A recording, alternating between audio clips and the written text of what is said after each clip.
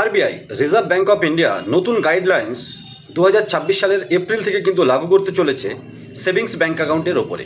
অবশ্যই সেটা basic savings account এবং মাত্র 7 দিনে আপনি আপনার বর্তমান সেভিংস অ্যাকাউন্ট যদি চান ব্রাঞ্চে গিয়ে যোগাযোগ করে অবশ্যই একটা বেসিক সেভিংস অ্যাকাউন্টে কনভার্ট করতে পারেন, যেখানে সেই অ্যাকাউন্টে কোনো মিনিমাম মেনটেন্যান্স ব্যালেন্স রাখতে হবে না, কোনো পেনাল্টি লাগবে না, কোনো এটিএম কার্ডের ফিজ লাগবে না ইস্যুইং, বা অ্যানুয়াল মেনটেন্যান্স চার্জ যেটা ডেবিট কার্ডের উপরে রাখে সেটাও কিন্তু লাগবে না।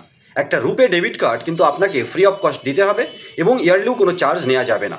এটা আরবিআই নতুন রুলস অ্যান্ড রেগুলেশনে কিন্তু সমস্ত ব্যাংককে, সেটা পেমেন্ট ব্যাংক হোক, স্মল ফাইন্যান্স ব্যাংক হোক, প্রাইভেট বা গভর্নমেন্ট সেক্টরের ব্যাংক হোক, সবাইকে এই নিয়মটা মানতে হবে।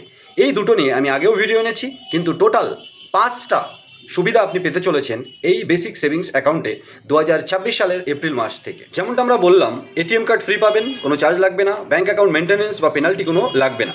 তৃতীয় হচ্ছে UPI transaction, IMPS, RTGS, NEFT সমস্ত কিছু ফ্রি রাখতে হবে, কোনো চার্জ নেওয়া যাবে না বেসিক সেভিংস অ্যাকাউন্টে। বেসিক সেভিংস অ্যাকাউন্টে 4 নাম্বার হচ্ছে ক্যাশ উইথড্রল।